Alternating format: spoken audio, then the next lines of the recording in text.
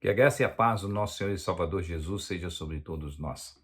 Seja mais uma vez muito bem-vindo ao canal Apologia com P. Eu sou o pastor Paulo Sérgio Batista e hoje nós temos um vídeo bem interessante sobre um assunto bem interessante. Mas antes de começar, eu gostaria de pedir a você que se inscreva no canal se ainda não é inscrito. Queria pedi-lo ou pedi-la para divulgar este vídeo, tá certo? E fazer com que ele tenha mais relevância, deixando aí o seu like. Sugestões de vídeo também você pode deixar para a gente pensar em alguma outra coisa que você gostaria que fosse discutido, falado, para ajudar também em um assunto mais direcionado. Tá certo?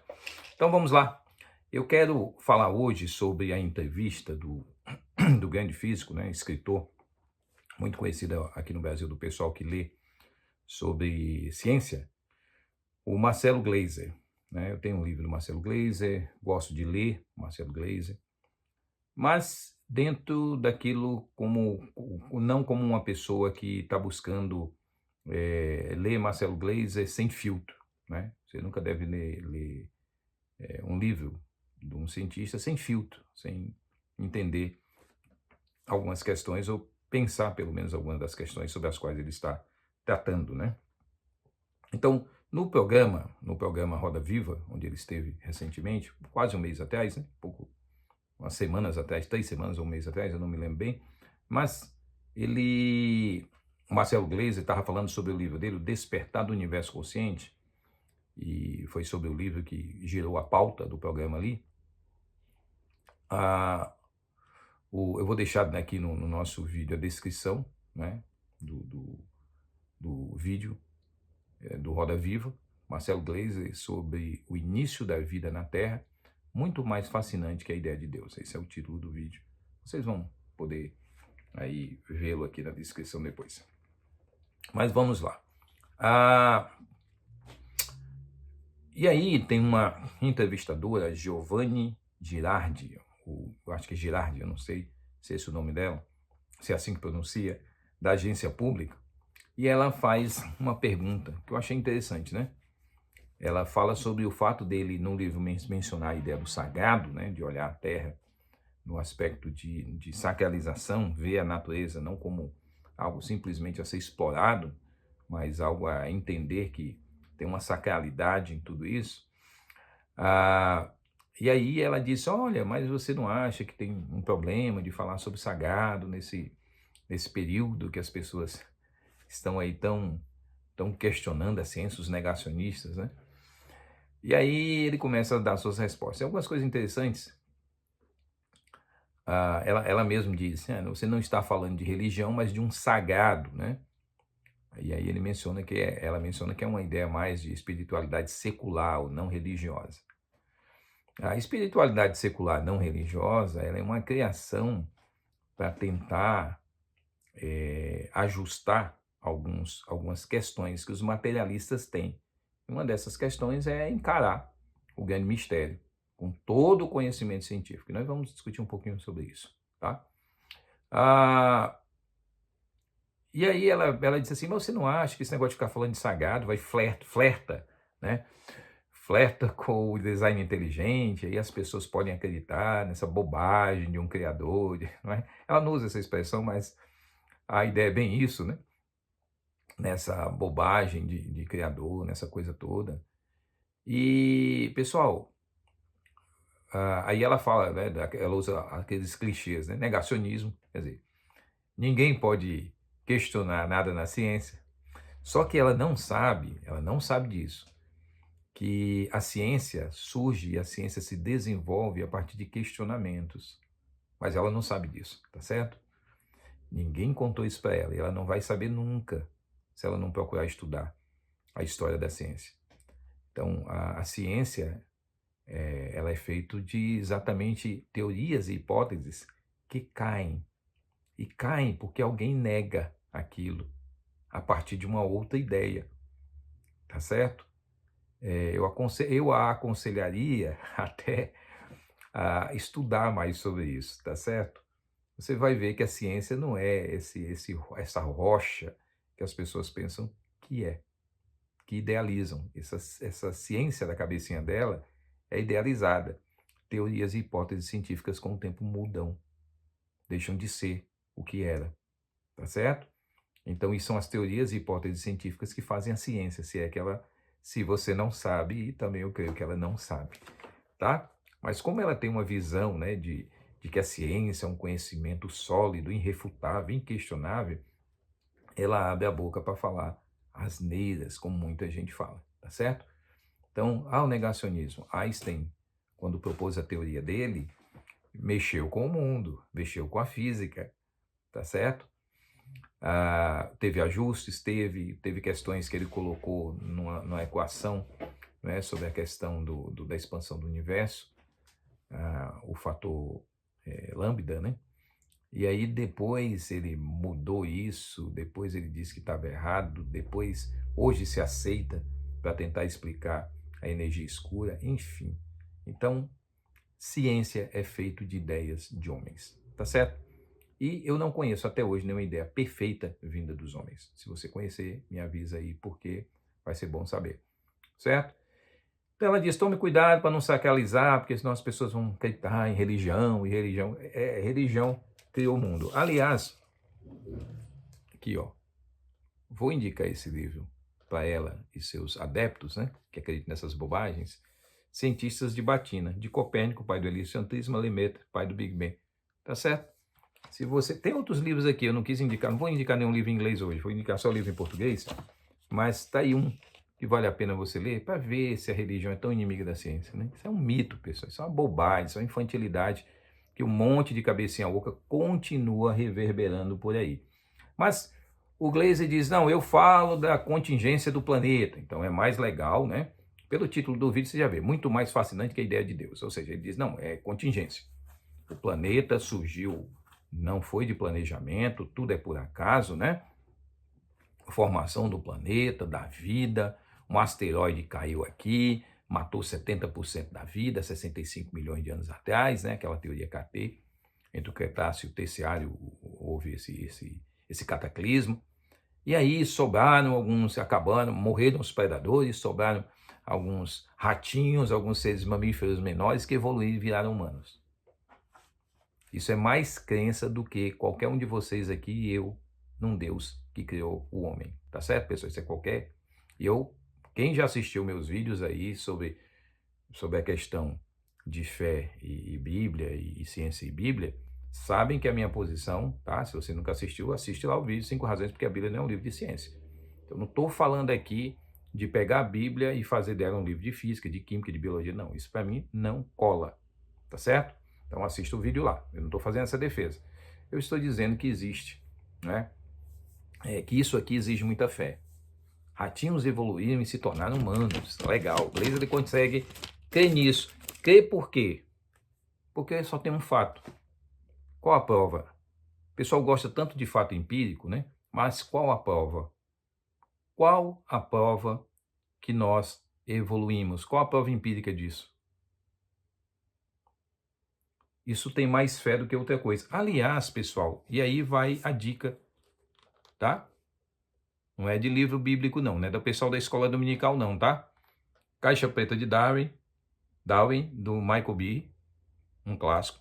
Deveriam ler. A Dúvida de Darwin, do Stephen Meyer. Deveriam ler. O Darwin no Banco dos Réus, do Philip Johnson. Deveriam ler. E o Fomos Planejados, do professor Dr. Marcos Eberlin. Então o pessoal deveria ler pelo menos esses livros. Você que tem dificuldade com essa questão, leia pelo menos esses livros, porque não são livros de escola dominical, são livros de ciência, tá certo?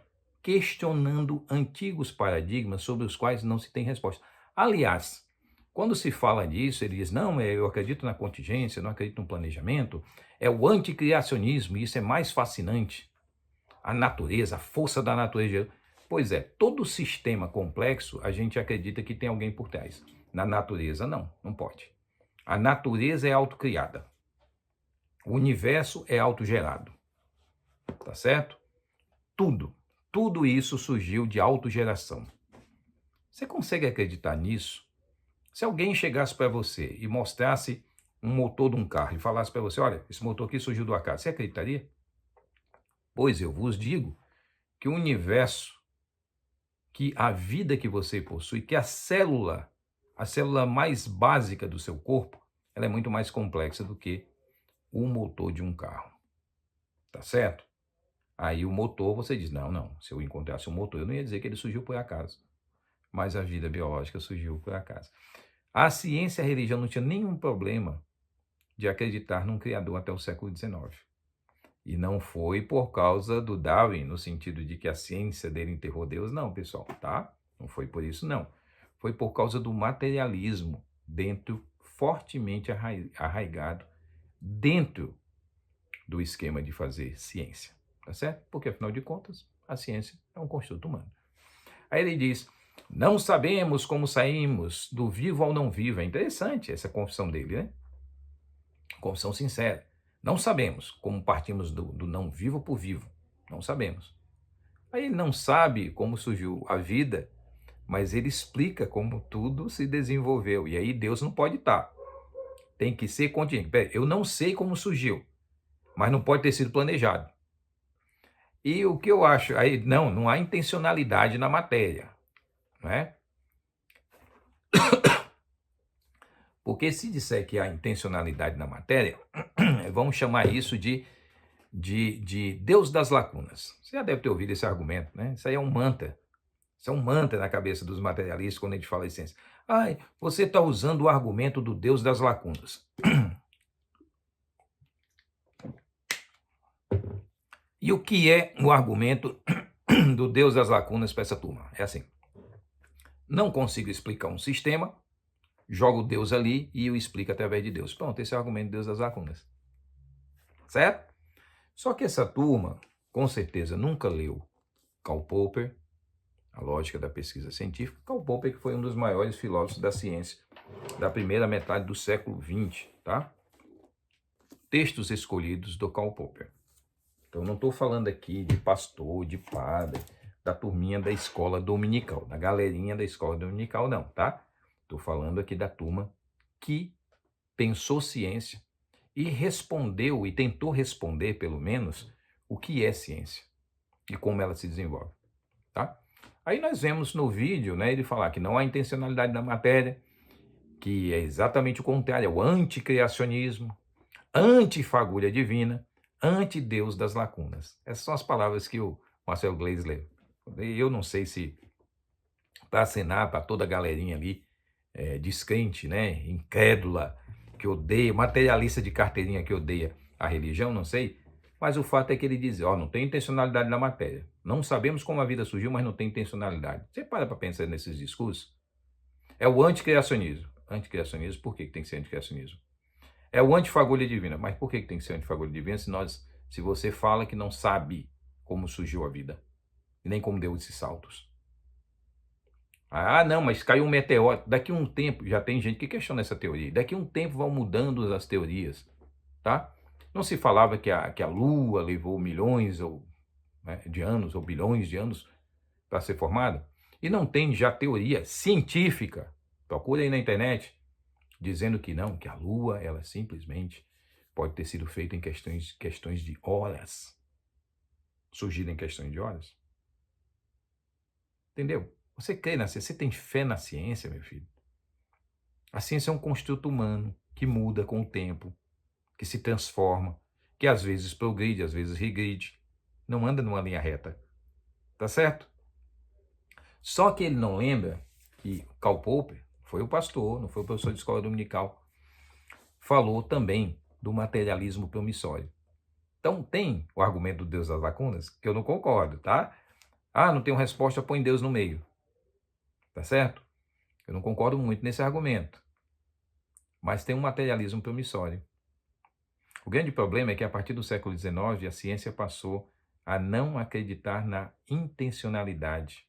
Não existe intencionalidade. Então ela passou a acreditar. É uma questão de fé no que é fazer ciência. Até o século XIX ninguém tinha problema em intencionalidade, tá?